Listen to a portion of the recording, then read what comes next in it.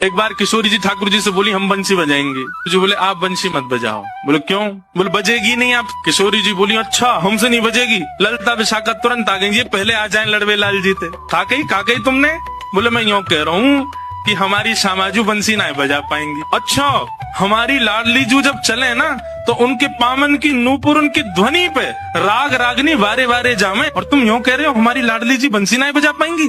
चलो जल्दी अपनी बंसी दो, हमारी किशोरी जी बजाएंगी। अरे मैं कोई किशोरी जी पे संशय ना कर रहा हूँ, किशोरी जी पे कोई आक्षेप ना कर रहा हूँ, वो साक्षात संगीत स्वरूपा है, पर मेरी बंसी जे ना बजा पाई। ललिता जी बोली आज तो यही बंसी बजेगी, अब ही बजेगी और तुम्हारे सामने ही बजेगी, लाओ दो। ठाकुर जी बोले ना माननी बात, लो दे दो। हे लाडली जू आज दिखा दो यार, जो बहुत अपने आप को कुछ समझे बंसी बजावे और यूँ सोचे कि या के आगे कोई ना, आज आप बजाए दो, नेक दिखाए दो, अपना स्वर लगाए दो, यही को मूर्छित कर दी हूँ बंसी बजाए के। ठाकुर जी के हाँ श्री जी बजाओ, हमारा तो सौभाग्य कि हमारी बंसी आपकी सेवा में, पर मैं फिर कह रहा हूँ जी बजेगी नहीं। किशोरी जी ने अपने अधर पर वेणु धारण करके अपनी कोमल उंगलियों से छिद्रों को आच्छादित किया, और जैसे ही प्राण पिरोए बस हवा ही हवा निकले, स्वर नहीं निकले। ललिता विशाखा कह रही है अरे जल पिला गलो सुगो श्यामाजू को जल पिलाए दियो, लेकिन बंसी नए बजे। ठाकुर जी मंद मंद मुस्कुरा रहे, अब मैं कह रहा हूँ नए बजेगी मुँह वापस कर दो।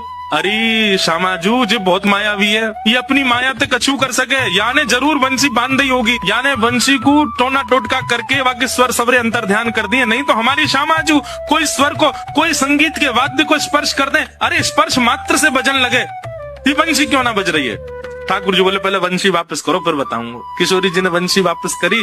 ठाकुर जी बोले अच्छा एक बात बताओ, आप बंसी को वादन करते समय मन में कौन को चिंतन कर रही?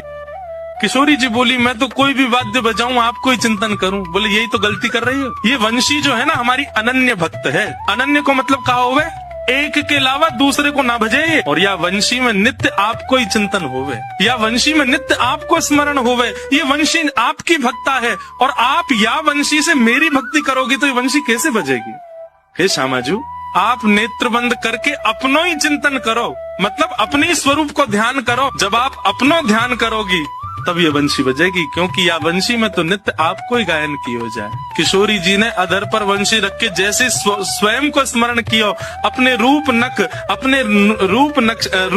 नेत्र आदीन को स्मरण किया, अपनो ही स्मरण करके जैसे वंशी अधर पर धरी, बिना फूंक के वंशी बजन लगी। किशोरी जी के नेत्र सजल है गए। आपकी या अनन्य प्रेम पे ही तो मेरा मन करे कि मैं वारी वारी जाऊं। राधे राधे।